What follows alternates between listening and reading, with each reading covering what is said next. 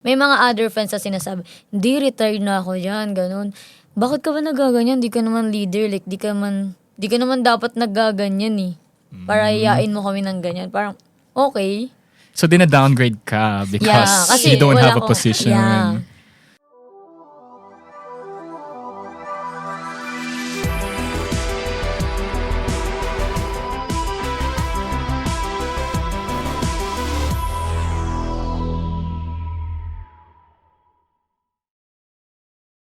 Alright, we're running. So, hello guys. My name is Asigiyang and currently I will be directing this conversation that we have. So, the topic of our conversation or the podcast that we're going to do is leading without a title.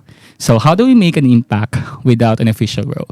So, before we do that, so we need to have a big introduction lang, no? So, I'm currently the regional captain of AWS Cloud Club Philippines. So, my scope of leadership is a most often country level din. Alright, so how about you? I am student lang sa school namin and hindi ako leader. Hindi pa ako leader. How about you? Hi, my name is Silasia Adlawan. I am the founder and chief executive officer of AWS Learning Club Ligarda. So, hi, I am Sam Ilato. I am a recent graduate from the De La Salle University, also a former student leader, but now a data engineer and IT manager at PNG. All right. So thank you. So kung mapapansin nyo, we have different set of people here na may experience man or wala. So from a university level into a corporate level then management or leadership. So first of all, first question natin is that how do we define a student leader? Right?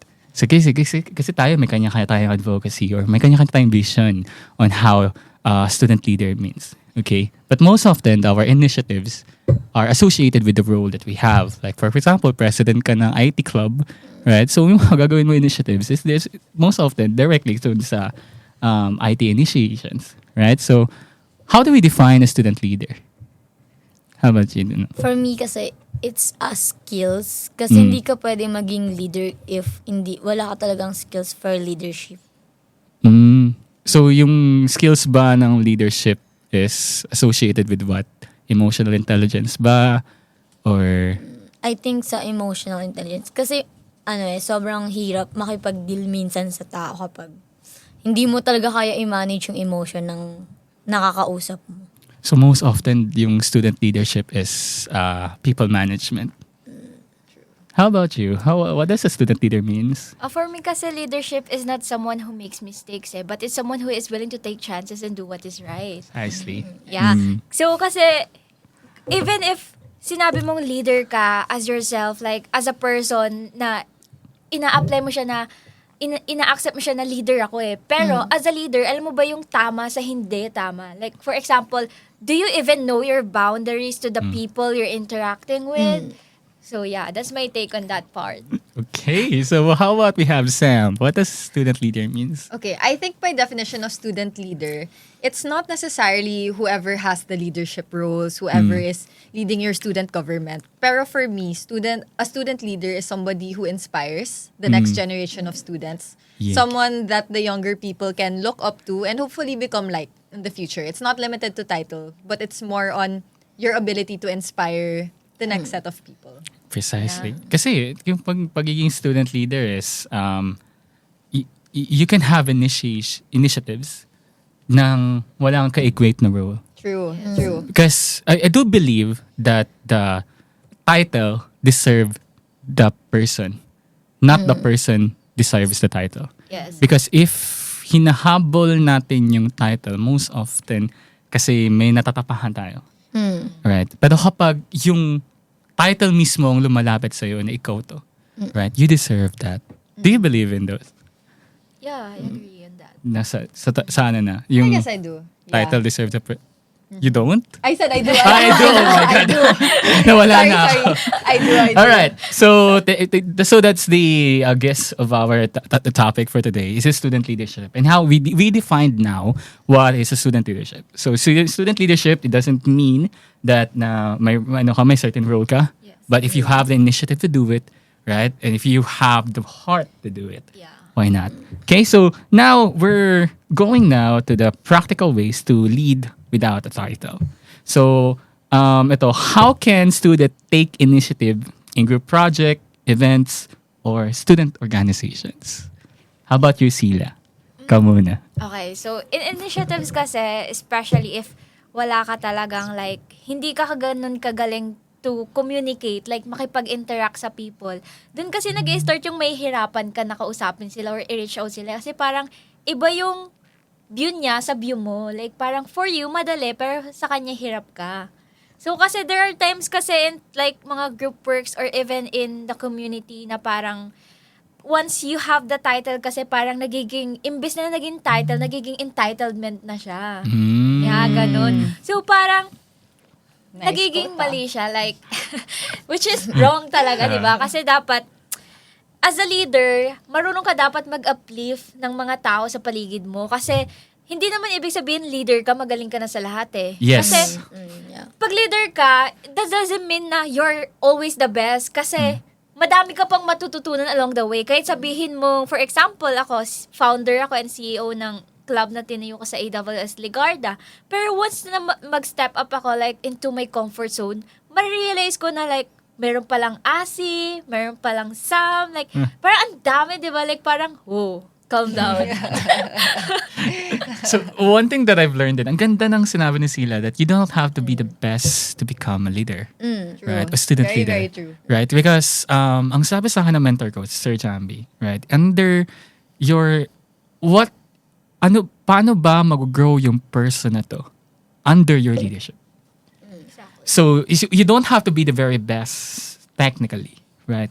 But you have to be, have high skill level ng emotional quotient talaga tsaka soft skills talaga. Soft skills Yeah. over technical skills. Always, always.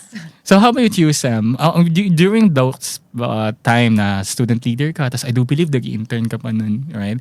So what are the challenges or how do you have a concrete ways to organize event? Whether we have the position or no? So, your question is more on how to step up ba if walang title? Tas Okay. especially ngayon, medyo mas pa sa'yo, medyo mas tailored sa'yo kasi during those times, do believe may side rackets ka na yung mga ginagawa. Yes, yes. Okay. So one thing I've learned over time is it doesn't really depend on the title.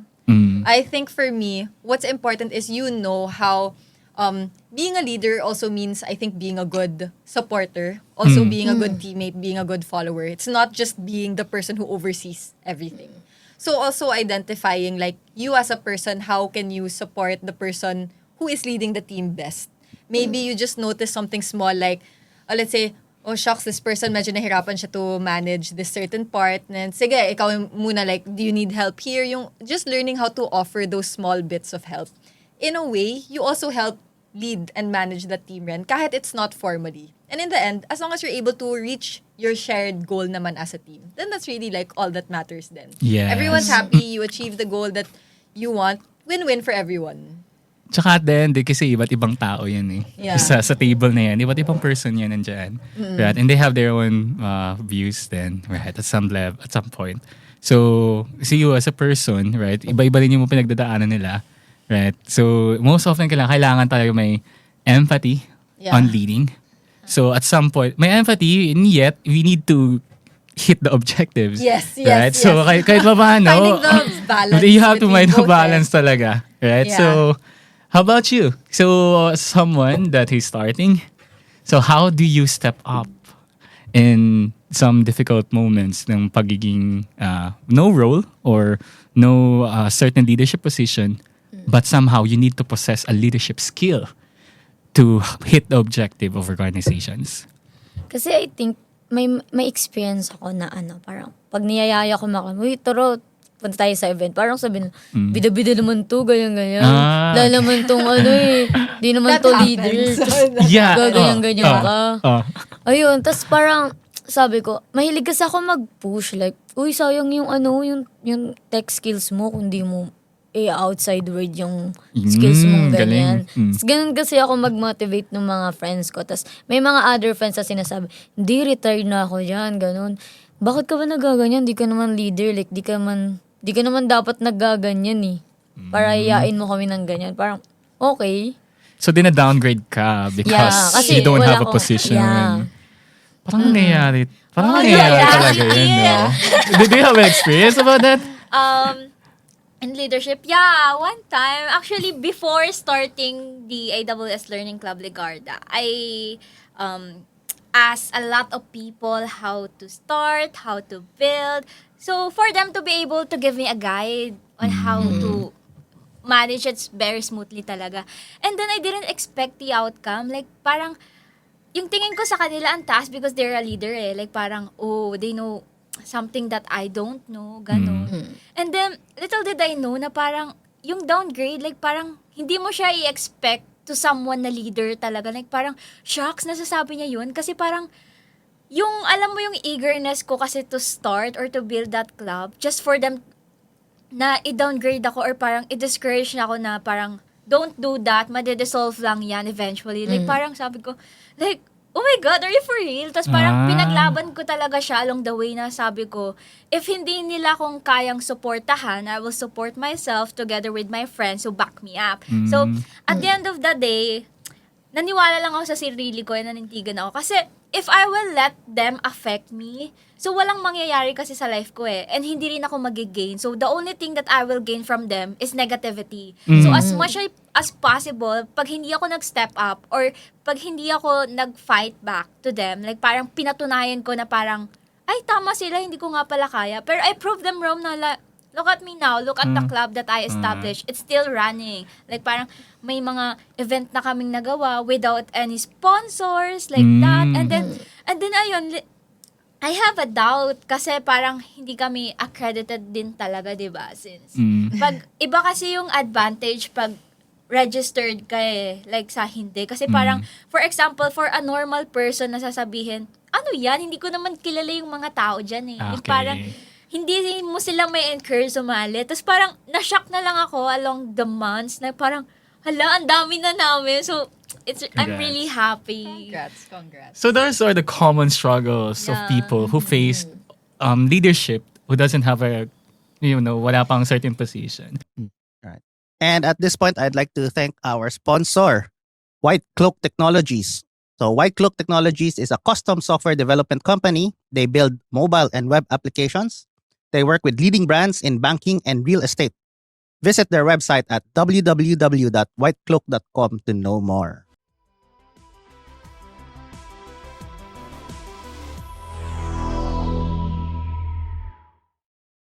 So, and my question now, siguro direct ko to kay Sam, right? So, or other people din, kung gusto nyo magano, versus Sam muna. How do you gain the credibility and respect when you don't have an official, right? Quote, official leadership role? For me, how to do it, believe in yourself muna. Yes. Talaga. You have to believe in yourself.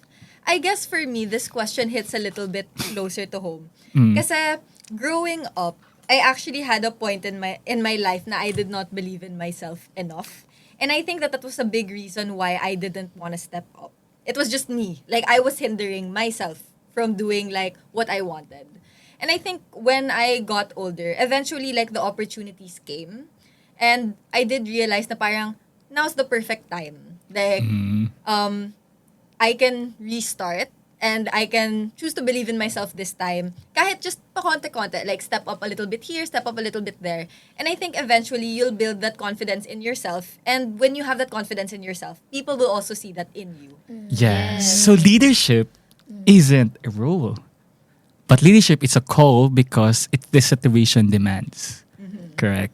Yeah. So with that being said, no. So because of our initiatives, it led us to the places where we are right now. Yes. Kasi na-practice natin yung mga skills na yun. So my question now is that, how does informal leadership, so quote-unquote informal leadership or no position leadership, right, na experiences translate into future opportunities? So let's start din tayo ulit kay Zam. For me, super helpful talaga yon. Like, even in interviews I've had for companies, like job applications, those are some of the examples I give. Like, when they ask me, for example, talk about a time like leadership experience ganon. Sometimes the examples I give are group works where there isn't even like a formal leader appointed most of the time. But I think for me, like leadership skills, whether you have the title or not, it's really transferable naman. Yes. It's really Adjacent that. siya, no? Yeah. Oo. So, as long as you know that you're capable as a leader, then that will show up in other areas outside of school. It will show up in your work. It will show up in interviews. It will show up in the results that you give. So, just keep focusing on that within yourself and the results will speak for themselves. How about you? So, how does, sa tingin mo, ngayon, kasi syempre kahit paano, wala ka pa dun sa, hindi ka pa graduate, right? So, wala ka pang experience. Pero how do you envision yourself believing that informal leadership or leadership without a title will get you there to your dream future career?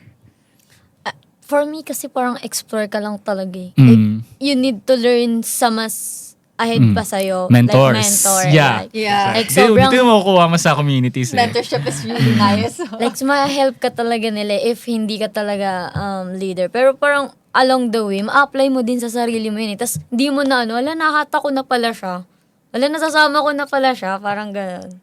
Alright. So for our last question, no? So lahat na tayo sasagot dito. Or kayo na yung sumagot dito. Sige kung sinong mauna, right? So for our last question, if you have give one piece of advice to someone out there na nakikinig sa atin now, na hesitant about stepping up as a leader, right?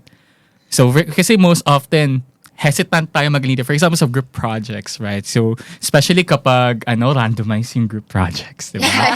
So, especially kapag ganun. So, most often, kung sino yung nag-initiate na, hoy, wala pa tayong gawa, anong gagawin natin? Siya na yung Right? Siya yung leader. magiging leader, eh. Diba? So, it's really not a role that given to you, but it's an initiative given to yourself. That because the situation demands. So, what are the piece of advice you give out there to someone, one student out there or someone na sa corpo na, right, na how to step out. Yung mga hesitant na mag-step up because a leader, because intimidated sila sa role. Because they can be a leader, they're not even realizing it na leader na sila. Right? So how are the piece of advice na makukuha niyo din? Okay, so ako na siguro una. Siguro may piece of advice is very short lang. Like, do it scared. Kasi majority ng... Yeah. like, majority kasi ng mga youth ngayon, like, even actually lahat, like, parang natatakot sila to step up into their comfort zone. Gaya nga ng sabi ni Asi na meron silang lead by the heart. Like, parang meron silang passion. Like, meron silang sympathy din and goal to lead. Grabe. Pero natatakot kasi sila magkamali. Natatakot sila sa mga tao sa paligid nila na ma-disappoint. Natatakot sila if ever na mag-implement man sila ng gantong initiative, ng program, marereject sila kasi hindi maganda ganon. Ang masasabi ko lang is do it scared. Kasi even if may madaming maling nagawa, it means na natututo ka sa pagkakamali na yon. Tama. And even though may mga times na nare-reject tayo sa life natin, dapat gawin pa rin natin. Like, do it scared din talaga kasi naniniwala ko na rejection means redirection. Yes. Nice. The magic words, right?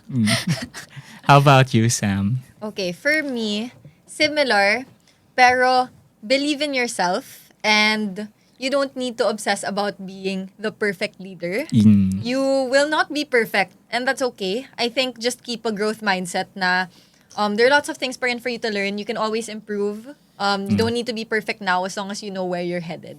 Yun naman yung important. How about you? I think sinabi na nila lahat. sorry. I-add ko na lang siguro, matutong makisama. Kasi iba-iba tayo ng that's true. character. Like, iba-iba tayo ng point of view. Kung tingin niya is medyo mahirap sa kanya, kagaya nung topic kanina. Why not tulungan natin siya na ikaw may alam? Ikaw may sabab. Actually, Yeah, ibang good role point. pa yun, no? Or ibang different skill of leadership pa yun. Yung reading the room. Yes. Right? So, bro, can you read the room? Na hindi mo dapat tanongin yan, right? Or hindi mo dapat malaki siyang i-implement. aspect in terms of leadership talaga. Kasi kahit sabihin mong may leader ka na talaga, like, alam mo sa sarili mong leader ka. Pero once na never kang naging follower, you will never understand their feelings. Like parang, kasi pag leader ka, yung thought mo na parang ahead ka sa kanila eh. Pero once naging follower ka muna bago ka maging leader, marirealize mo na need mo silang i-flip para lahat kayo eventually magiging leader na Because sa future. they've been in that shoes Yeah. before. So actually, that's good advice. No, you need to learn how to become a follower first. To become a leader, right? Kasi most often, yun din yung nangyayari. Yung empathy is a really different skill. Most often overlooked, right? But it's a really important skill, yung empathy. So, actually, I think that ends our podcast for tonight. So, ayan. Do you have any shout-outs or outro na gusto nyo ano? I So, think go. I need shout out. Sabi ng mga friends ko dyan, Andito na ako. shout out Alexis. Ayan. So, mga kabataan dyan. Joke lang. So, ayan. So, thank you guys for coming. This is, let's outro ourselves na lang din. So, my name is Asi or Asigiyang. You can visit my website, asigiyang.com, and then currently the regional captain of AWS Scout Club Philippines. Like our page, right? We have initiatives there na hindi lang pang technical skills, but most often we do leaderships, leadership events din. You know? So, how about you?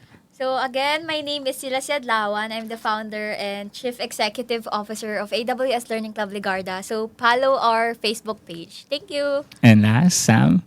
Oh, my name is Sam Milato. Sorry, akala ko ikaw yung medyo confused na parang ako na ba next? But yeah, I'm Sam Milato and thank you so much for watching. All right. Thank you guys. Sa Computer.